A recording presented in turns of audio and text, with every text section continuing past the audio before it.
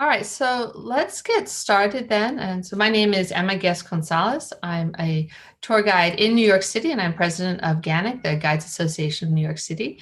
And it's really my pleasure and my honor to get this session rolling to start us off here. So this is Cultural Sensitivity Isn't Common Sensitivity, and our panel includes our facilitator, Jane Beatty. Jane has over 25 years in the tourism sector, predominantly in the areas of visitor experience planning, program and product design, heritage interpretation, and guide training. She's currently the owner and principal consultant at Tuhura Communications, a sustainable tourism and heritage interpretation consulting firm based in Minneapolis. And I know she's coming to us from beautiful New Zealand. We also have Sherry Rupert, American Indian and Alaska Native Tourism Association CEO, who has nearly 2 decades of executive level experience managing and promoting Native American tourism. Since joining IANTA in 2019, she has spearheaded the organization's groundbreaking new tribal agritourism program and overseeing IANTA's first ever virtual American Indian Tourist Conference. Ernest White II is another storyteller, an explorer, an executive producer, and host of television travel documentary series Fly Brother with Ernest White II, which is currently airing in the United States on public television stations and also on Create TV nationwide. He is founder and CEO of Presidio Pictures, a new film, television, and digital media studio centering on Black and Indigenous people of color, LGBTQ+, and senior elder narratives. Hermit Wang, or by his Chinese name, Yue Wang, has been living in New York City for almost 14 years. He was born in Beijing, China, but New York City is his mother town. He has great appreciation for the museums of New York and provides tours there and walking tours in downtown, Wall Street, Chinatown, and Queens. He speaks Mandarin Chinese, English, and English. So there's a lot to cover. So Jane, take it away. It's great to be here. Hi, good morning, everybody. Kia ora from Aotearoa, New Zealand. As Emma pointed out, I'm normally based in the US. I'm originally from New Zealand and happen to be home at the moment helping out my father-in-law who had heart surgery a couple of months ago. And so we are here and decided to stay put for a little while, as long as we could actually. So we are taking advantage of the fact that New Zealand is devoid of international tourists for the most part and are in a camper van traveling around New Zealand. So it's really fun to be able to come and enjoy a conference sitting beside the beach. Anyway, this morning I wanted to gather everybody together for a bit of a conversation around the idea of culture. So much of what we do in the tourism industry and guiding and talking with people and integrating with cultures as we move around comes down to how we communicate with them.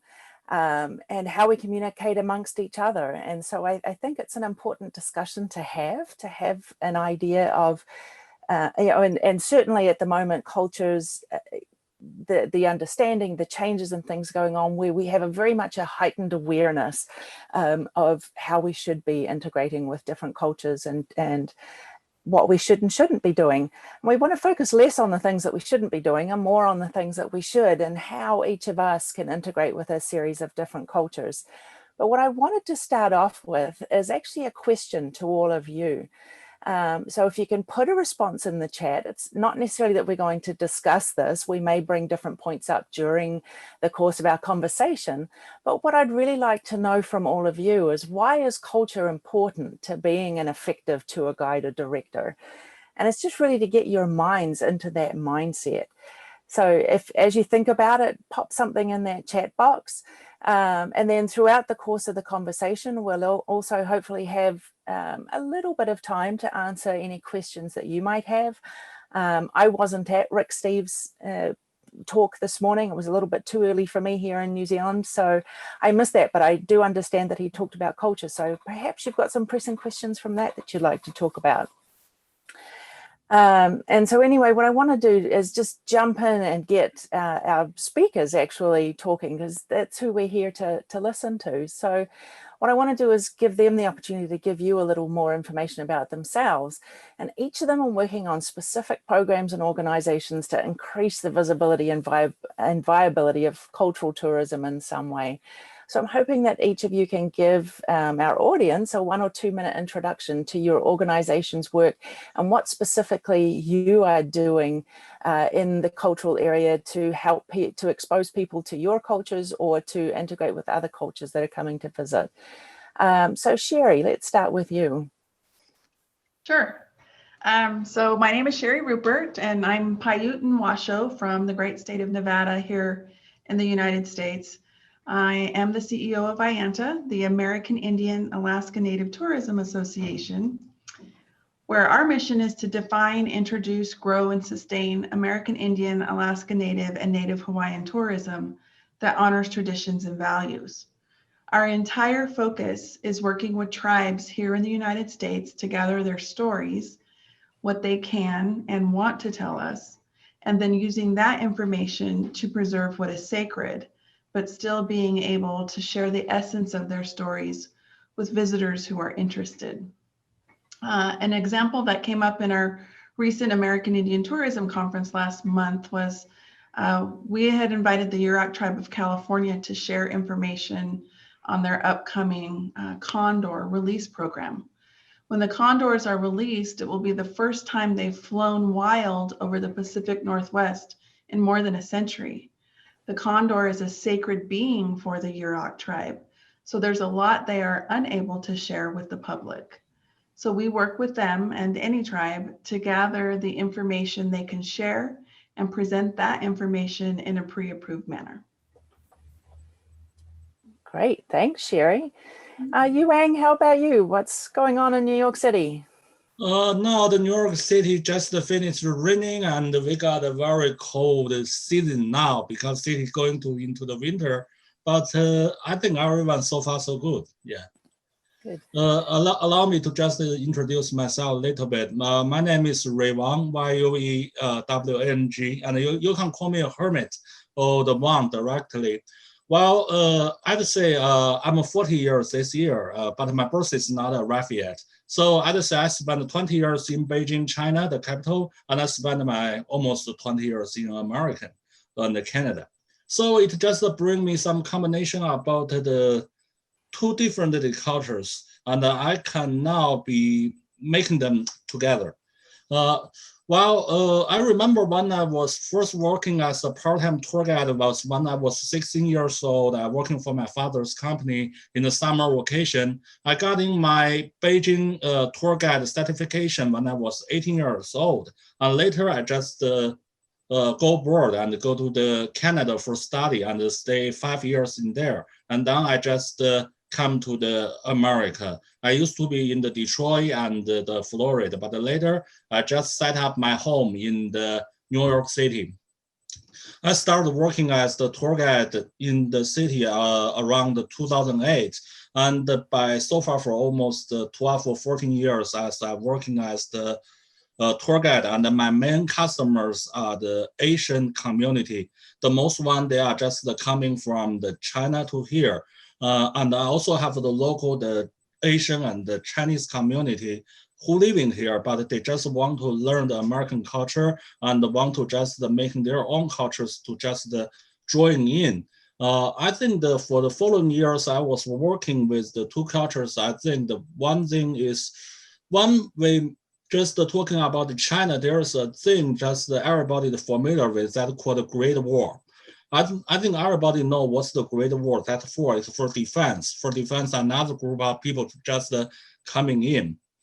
But like I always start with my museum tour, or especially the art museum or the Metropolitan Museum, the first sentences I normally start is, maybe the countries in this world, they got their boundaries, they got their fields, and there are some worlds just blocking to each other.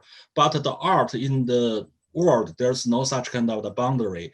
The art is just a spirit for the people's love, sad, and all their feelings. No matter they are the artists from the Western country or maybe they are the Asian countries, they got the feeling and they making the art making a lot of art, and that's what we can see in the museums. Although maybe the people's just from the different history period, also they maybe from the different countries, but the dynasty for to just acquire the love and acquire for the real feeling about art may be the same. So for the almost 12 to 14 years working as a NYC tour guide, I'm meeting a lot of the Chinese people, I'm meeting a lot of the local Asian people. I also just meeting the other people who speak Chinese and English. So I'm meeting a lot of stories, and I feel like the cultural thing is not the only thing you can learn from the textbook or just checking in the library, but it's also a participation by the physical, the tour. And if you experience more, and you will just getting and feeling and practice more. And that's the introduction about myself. Thank you, everyone.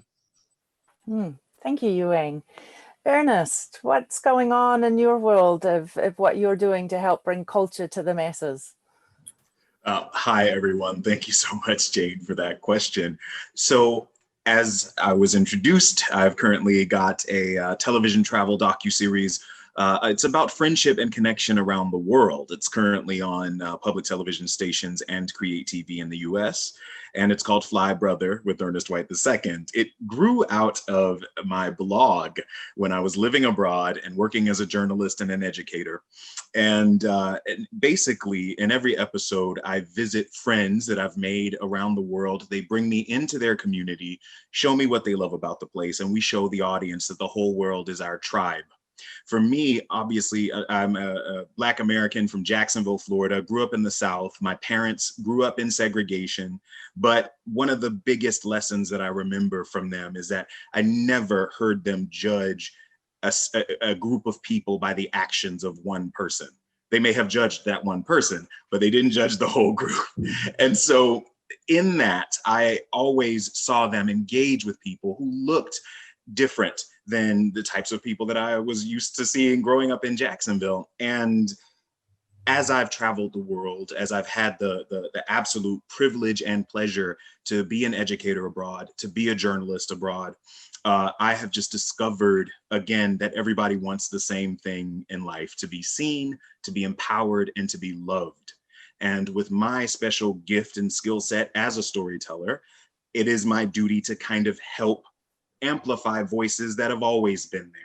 And so we were excited for season 1 to be filming in Sao Paulo, one of my favorite cities in the world, and where I lived and worked as a journalist for Time Out magazine as an editor. And I also did some guidebook work. We filmed in Stockholm. We filmed in Cape Town and Toronto, Northern Namibia, Addis Ababa, Mumbai, Tajikistan, where I also did some guidebook work. I updated the second ever English language guide to Tajikistan.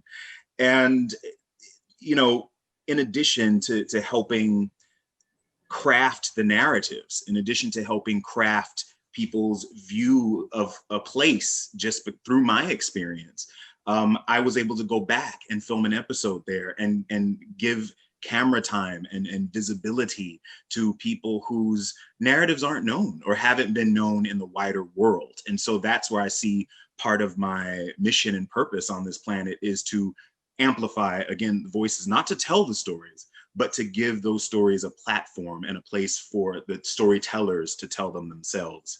And so, you know, that's part of what I do with Fly Brother. We're obviously excited about the possibility for take people with me and give them the experiences that I have had in connecting with people and creating a global community that is facilitated by the technology that we've got these days. I'm sure I'm not the only one that remembers very long distance phone calls that were $6 a minute, or a postcard or a letter that you wrote to someone. Well, now we're all connected digitally, and it's amazing in that way, but I want those connections to be meaningful.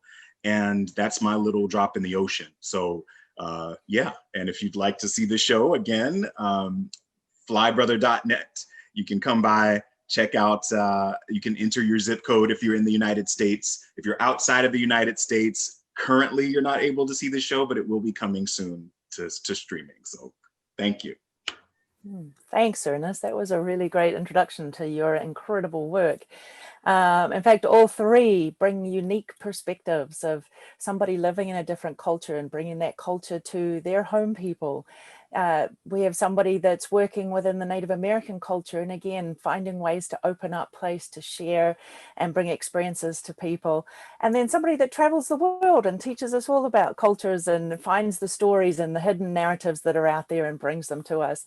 So three incredibly unique perspectives. So what I'd really like to do is move on to the next question here for each of them, which is to say, is somebody working to increase the visibility of perhaps your culture or another culture in the tourism industry? What's the single biggest thing tour guides and directors could be doing better to engage with, for example, Native American, African American, or Chinese culture? So Yuang, let's start with you this time. Okay. Well, allow me to just introduce like I said, since I just started working at the 2008 till now, there are a lot of changes about the Chinese tourist group by the size and the style. Like almost when I was just started from the 2008 to 2010, every summertime I'm very busy because one group finish and another one I will go to another group. We almost have no time to just have a rest till the middle of the August. But the character of the Chinese group at that time is they are the big size group, like the group have 30 people or more than 30 people. And they just travel from several American cities, like sometimes from the Boston to the Washington, D.C., someone from the New York City to the Buffalo. But all this kind of group, they are just take a look and go. And actually there are not too much the cultural thing. They just get a connect. They just take a look and then that's it. But following the years moving forward, for today, like the last year, the Chinese groups started getting smaller size and they become like a family size. They have their specific target to know to get into the American, to go where they really want to looking for. Some of the Chinese young people, they are educated. They have their certain target about which part of the American culture they want to just study or learn or want to just to see. Like normally, like 5 years ago, it seems not too much Chinese people, just all the Asian people want to go to Harlem. But now, as far as I know, some of the young Chinese people, they go to Brooklyn, they go to Harlem, and they want to learn the African people's dancing, showing, and that's become very popular in China now. And like I said, maybe 6 years ago, when the Chinese people get out, they have this kind of book or videotape. And that's a very basic, and the book is just providing a very basic introductions about different American cities. This is a chapter they introduced about New York. But at that time, those books actually doesn't work. Why? Because it's only just listed the statistic in place. They just tell you a brief information about what it is. It doesn't provide the public information for the transportation, how you go there, what's the policy, this sort of stuff. So the Chinese tourists, they still rely on the local tour guide in the city. But now, since everybody got a smartphone, they can just get the translation by the system the phone just provide. They don't worry about the language. The system can just let them know how to go the dynasty where they want to go by the system. They will give them design. But that doesn't mean the tour guide be unnecessary. Actually, they need it. Like I just have a many tour in the Metropolitan Museum. I have a lot of visitors. They used to visit me, and later they just want to come into the museum again and join my group. The reason is they just want to hear the culture and a different culture, how they make together and make creations. like I always just tell them the stories, just like how the European peoples, when they know the China vase is very valuable and they purchasing a lot, but they don't know how to make them by themselves. So later, some of the Germany king and the emperors, they start to do research about how to making the China vase or this kind of thing. And they eventually they just also hear somebody or they just organize a group and let them into the China and just go to the factory or the station. They just making the China vase. They learn the technologies and bring back to the European. And there are also, I'd say, a lot of the American sightseeing places, some of them are the one everybody know and they want to go. But the thing here is they didn't feel a lot of feeling for that.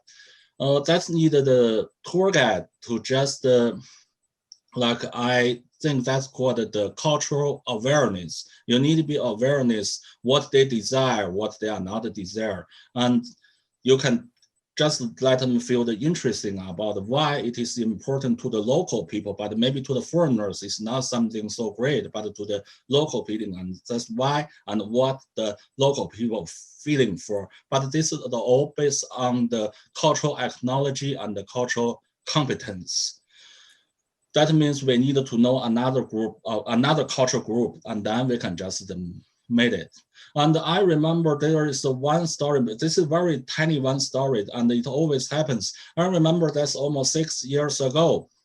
I just sending a group of the American customers they back to the Dallas, and we just pick another group of the Chinese customer.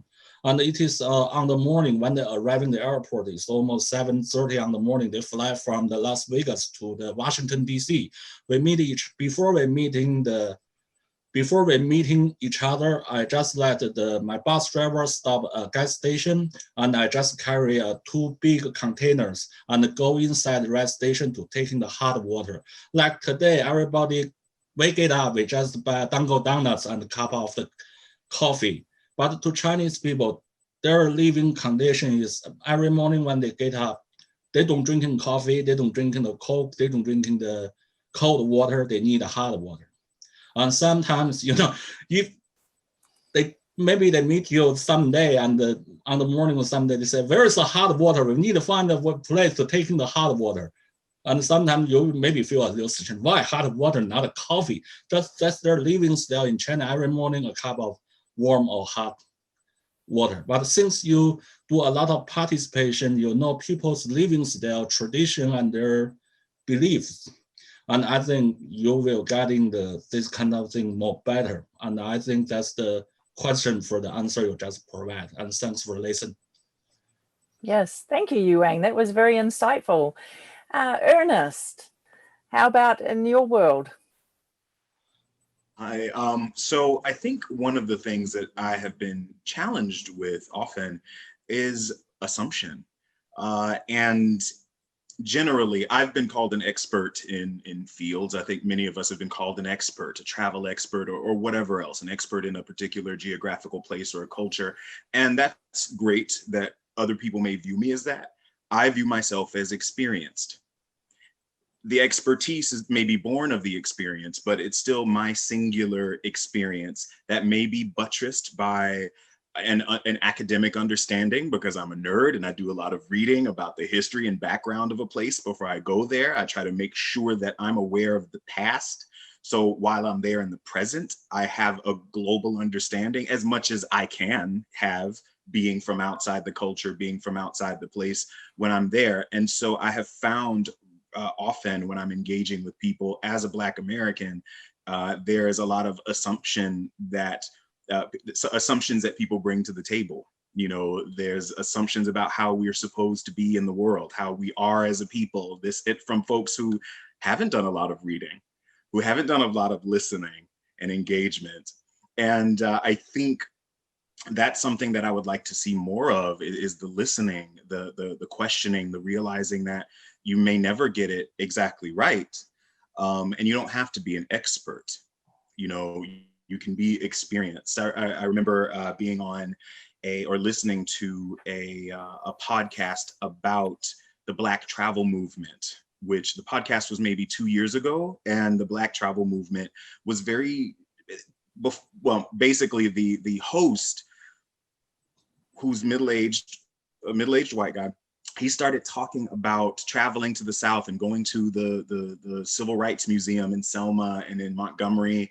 And I'm just listening. I'm like, the Black travel movement that's happening right now, 2 years ago, had nothing to do with domestic travel to the South. It was all about traveling to these far-flung international places, Dubai and the Seychelles, and taking phenomenal photographs for the gram. But the assumption on the host's part was that he knew what Black travel movement was supposed to be about, when he was just kind of projecting his own experience and his life experience as someone of a certain age, remembering Blackness through that filter of the Civil Rights Movement, which is important and which has gained a resurgence, mostly because we're all kind of stuck in our own countries right now. And my point in all of that is the assumptions we have to try to let go of. I know it may be hard when people don't feel like well, I know this, I know all about this, but we don't know everything about everything. I had parents that let me know that early on, that I'm not the expert, that I can gather information and I can, be a filter and bring people into a community, but I need to be listening first. And so that's something that I would ask every one of us to just think about. Are we listening first? Yes, we've got our intelligence, we've got our years of experience doing things, but we can always upgrade. I lived in Sao Paulo from 2010 to 2012. Working for Time Out as a section editor, I had to have my finger on the pulse of many different aspects of that city. It's a city of 20 million people, of 20 million Brazilians. Yes, I spoke Portuguese, but there was no way for me to be an expert on all of the things that were happening. And certainly now, many years later, I don't even feel comfortable talking about what things are like on the ground in Brazil, because I haven't been there in so long and certainly haven't been enmeshed in the culture. And so from my perspective, it's just a matter of passing things on to people who may be a little bit more knowledgeable in that particular subject area. And also remembering again that I don't know it all. So at the risk of repeating myself, I'm going to stop now. Thanks so much, Ernest.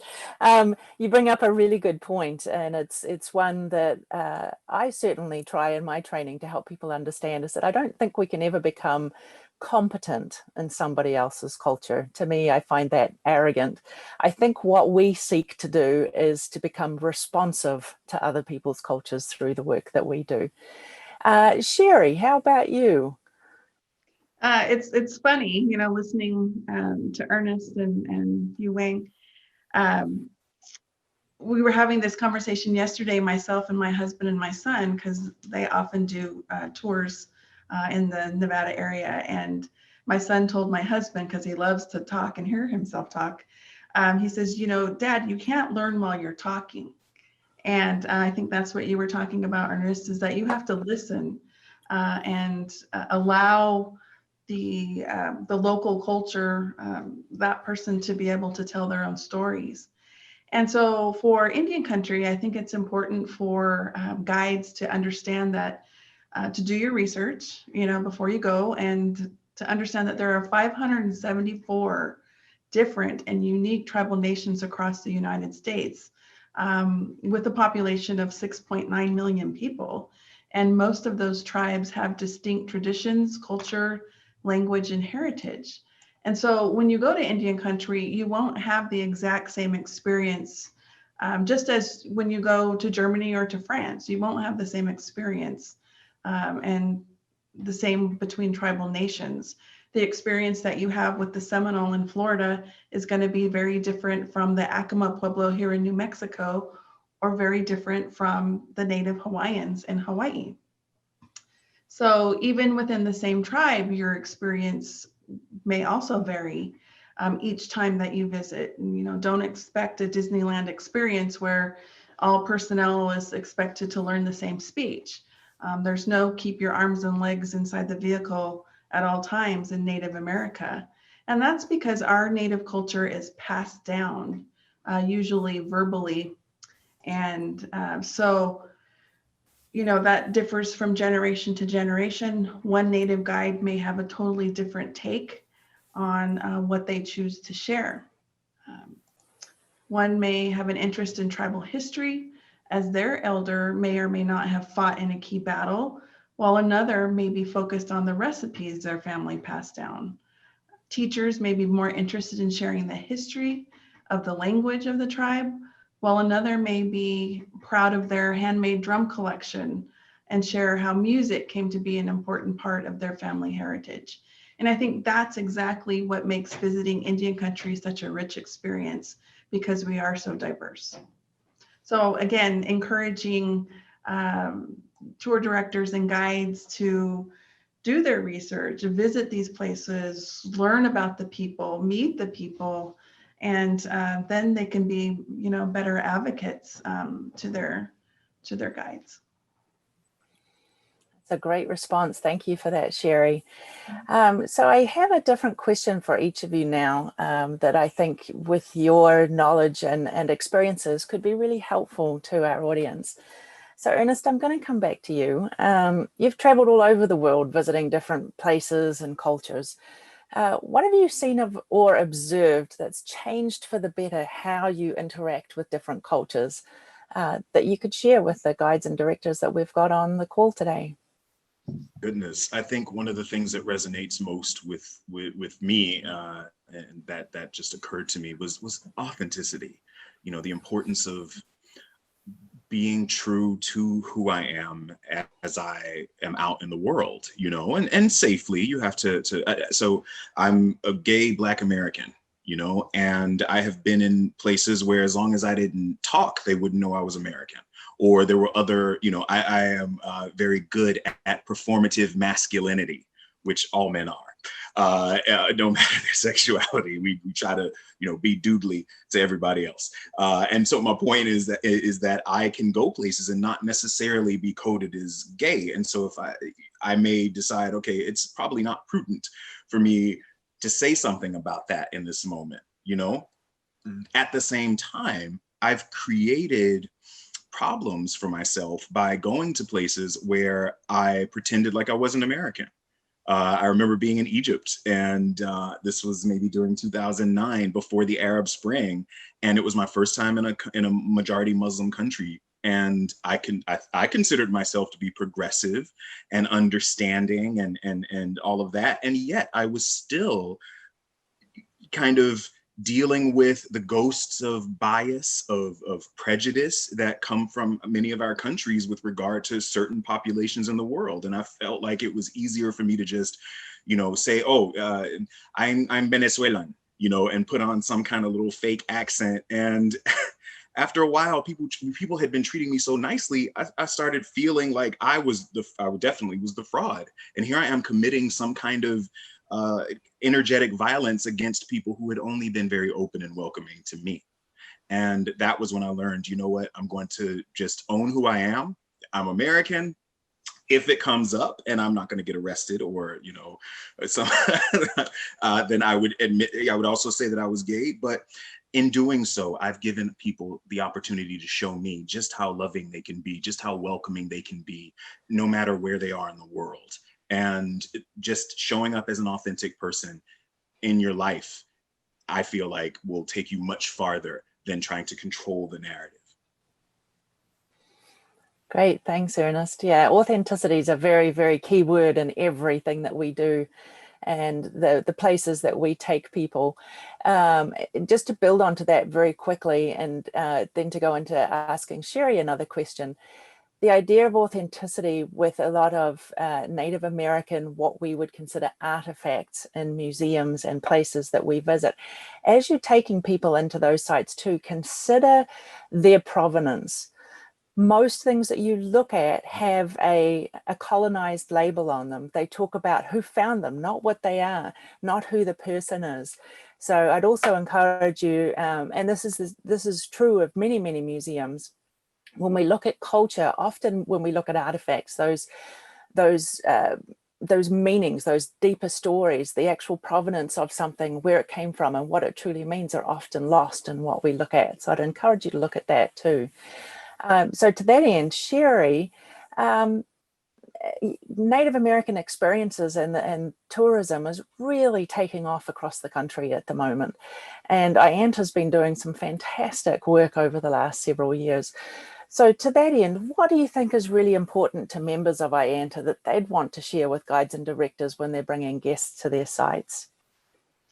I think as you're preparing guests to visit our sites, they need to know that our tribes are sovereign governments with their own customs and laws.